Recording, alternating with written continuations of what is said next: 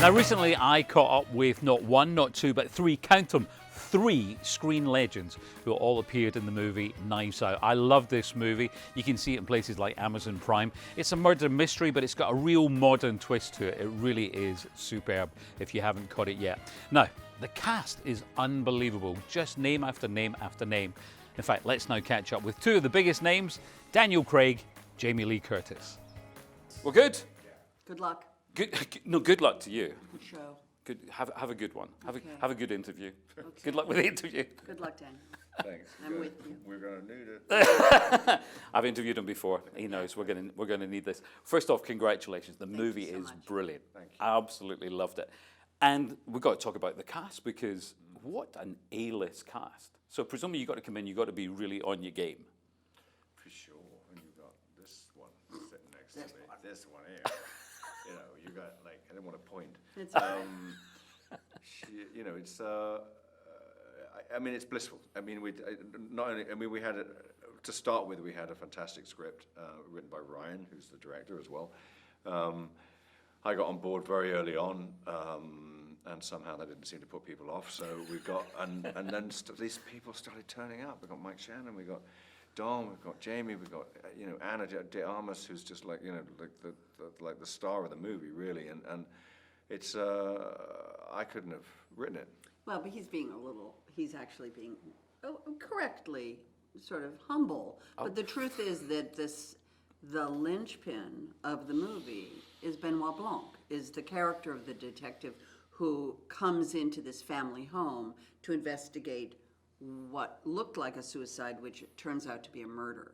And honestly, every other person involved with the movie heard that Daniel had committed to the movie, and we all committed to the movie because. And then you have Ana de Armas, I don't know what that means. who was you know exactly what it means. And then you have Ana de Armas, who was the last person cast, and she's the beating heart of the movie. And so without the two of them, this movie doesn't play at all. And he's fantastic. Yeah. I'm just going to tell you, he's fabulous in the movie, and you're going to laugh and love him.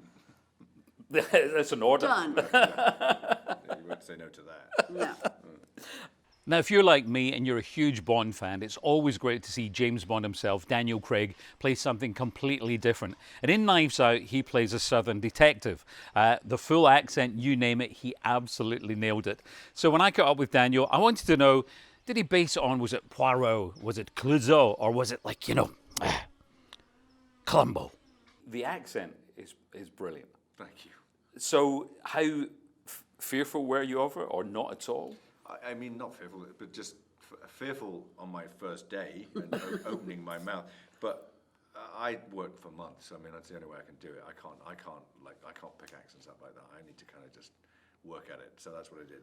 A couple of hours a day, every day with a great voice coach. But then I have to stand up and do it in front of this lot. You're talking about an A-list cast. It's like I then have to sort of stand up and go. They're like sitting there going, "Come on, then." We were sitting there like this because the character of Benoit is coming in to kind of give us a summary, and we're all sitting back like, what do you got? What you got? Yeah. So, but it was great. It was fun to do, and Ryan was. And there was a dog. There was a dog. Yes, the German. Oh, Shepherd. the German Shepherd, of course. It was a very well behaved dog. Oh, very well. Yeah. Did you stay in accent off camera as well? Are you quite Mainly. good at dropping it? Yeah. Mainly, you just do. You kind of keep it up. You keep it up around. I mean, once I've left, Yeah. gone home, I don't really. And I also felt as well with your character portrayal, there was almost a couple of nods almost to Columbo at times as well. Oh, you name it, I nicked it. I mean, in that way.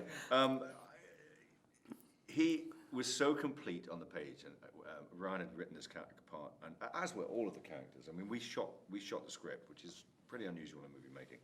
There's some improvisation, there's little changes and tweaks that happen here and there, but I'm a fan of those great like the Peter Ustinov, Agatha Christie's, and Albert Finney, and there's bits of that. There's a bit of Miss Marple in there for sure.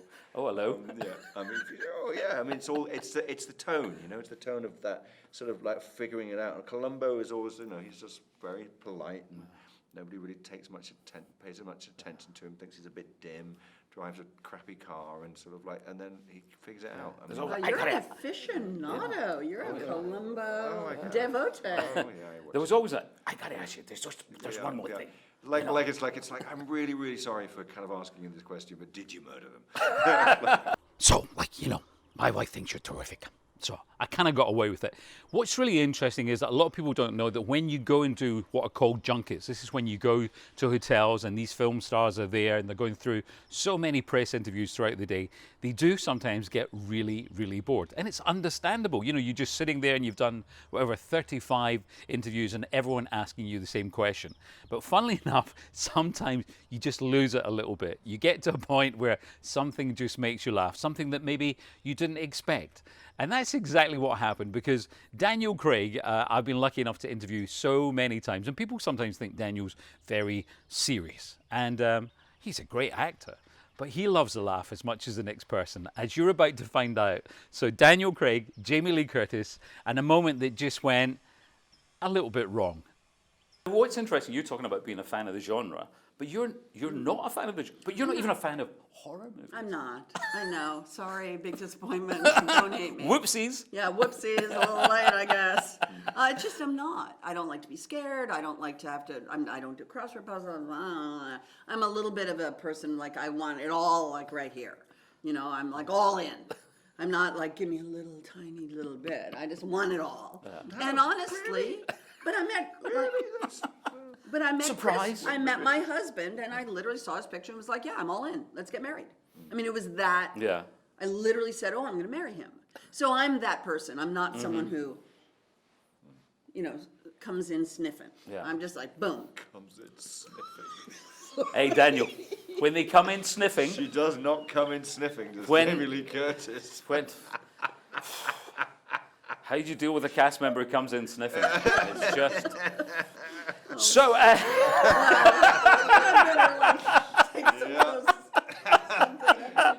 oh, well. I was going to... Well, Please ask him. please ask him something, please. Please move on. Here, I'll give you my. Thank- I'll pay you anything. Ask him on a watch. Here, take this. Ask him 2 questions. Well, who would be the best liar amongst the cast? Who do you think could get away with? I think Jamie is pretty good because she's very good. I think, but Mike Shannon's a pretty good liar, I think. Oh, he will drop you to the floor. He's so funny. Yeah. Michael Shannon is just such a talented Go and guy. hold that. No, it's No. okay. Sorry, on I've given camera, my she wedding- gave it to me. I gave my wedding ring and my pretty watch to a perfect stranger. Perfect. Well, thank you. At least I got perfect there. That's nice. In terms of, because obviously you read so many scripts and you've done so many movies. So when you get something like this, or when you're watching a movie, do you work it out really quickly? And did you with this one? I'm a really annoying person to watch a movie with. Really? Yeah, because I'm just like, oh, it's them. Oh, that's definitely them. They did it. So I don't know. I'm terrible to watch a film. You wouldn't have figured this out, though. I don't know. I mean, people asked me when I read the script for the first time, and I read it, and I knew what it was. So I was kind of like, it was secondary to me, the kind of whodunit of it all. Mm-hmm. The plot was so interesting and so, I don't know. It's important clearly, but it wasn't the most important thing for me. It was like I just. As a whole, I just thought it worked. Because it's not, the mystery isn't the center of it. Yeah. The people are the center Exactly. of it. Yeah. And that's ultimately what the movie's about, which is people. It's the unraveling of it that's sort of, or the raveling of it. What was the opposite? Unraveling. Yeah. Unraveling and raveling. Is it raveling a word? No. No, I don't think so. It's fine. Yeah.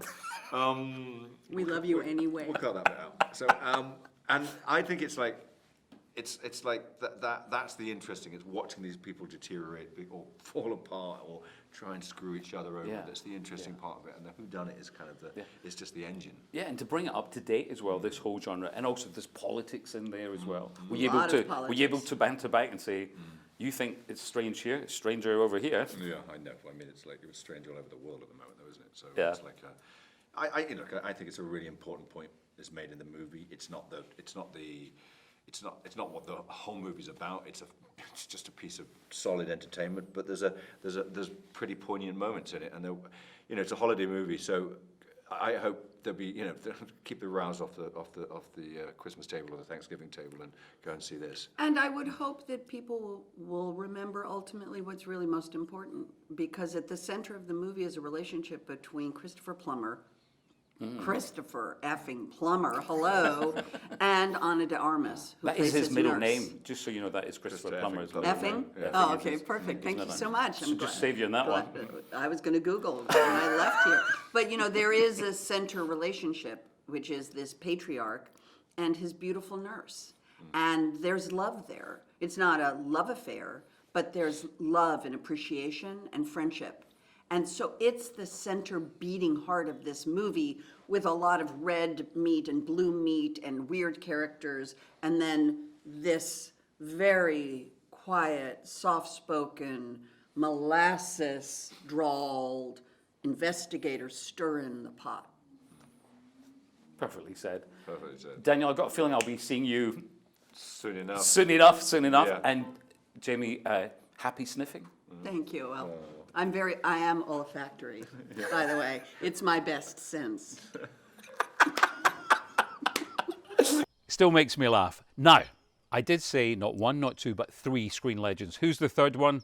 Sonny Crockett, Miami Vice. If, like me, you watched every episode, yep, we wore the jackets, we rolled this, yeah, still rolling the sleeves up. Don Johnson, one of my heroes, just one of the nicest blokes as well. I was so thrilled to meet him. And here's the interesting thing. Miami Vice, I had to go there, and I came away with a couple of secrets. I'm always surprised when young people come up to me and they go, "Oh my gosh, you're this, you're that, whatever," because when you do the work, I kind of do the work and then I move on. I forget about it. I forget. And when people come up to me and start talking to me about performances and things and specific projects that I've done, and they get into the detail, sometimes I remember and sometimes I don't. I go, "I'm glad you got that. I don't." That's great, isn't it? So you can just do the part, leave it, move on. It's advisable. It's advisable. I actually do a ritual around it. I sign into a character, literally, physically sign into the character, and then when I'm finished with the character, I sign out of the character. I sign out of the character and I burn the things that I used because I use ritual and all kinds of things to create the character, and then I move them on. Wow. Yeah. Wow. Obviously, I would then say, so going back before Nash Bridges, going back to Miami Vice, what did you burn then? Did you? Clothes. You burned No, the pastel clothes were burned. Yeah. Really? Poof.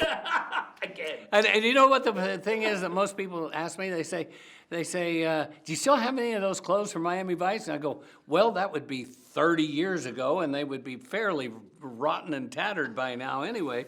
But no, when I'm done, I'm done. I love it. Great attitude. But we hear Nash Bridges coming back. I probably should have kept some of those clothes. No, forget it. I'll start anew. Yes, we're writing a 2-hour movie right now for USA Network, and we'll see how it goes. I mean, if it turns out well, we might just make a bunch of them. So you have to go back in the reburning.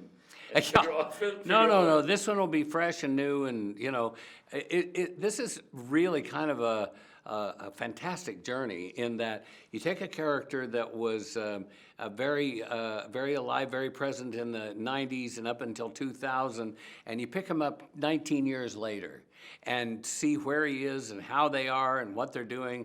I've got Cheech coming back, and he's selling weed, and so that's all I'm going to tell you. That's enough. Enough of that plot. Let's go back to this movie as well, because there's this wonderful family involved in it. I'm just thinking, with all the family events coming up, we've got Thanksgiving, we've got Christmas too as well. Is there anything around the family table that should really be avoided? Because I know in this movie we touch on politics a little bit. Well, the rule of thumb is politics and religion. If you have passionate points of view about those things, it's probably better to avoid those. But generally, if it's like my family, you don't really need politics or religion to create a good fight. So there you have it, just some of the cast of what I think is an absolutely brilliant movie, Knives Out. It's streaming in most places. I would catch it, and you know what? Like him. You know, my wife, she really thinks you're terrific. Now, if you've enjoyed our little chats, and I hope you have, and you'd like some more, then all you have to do is click right here for some more Good Morning Showbiz videos.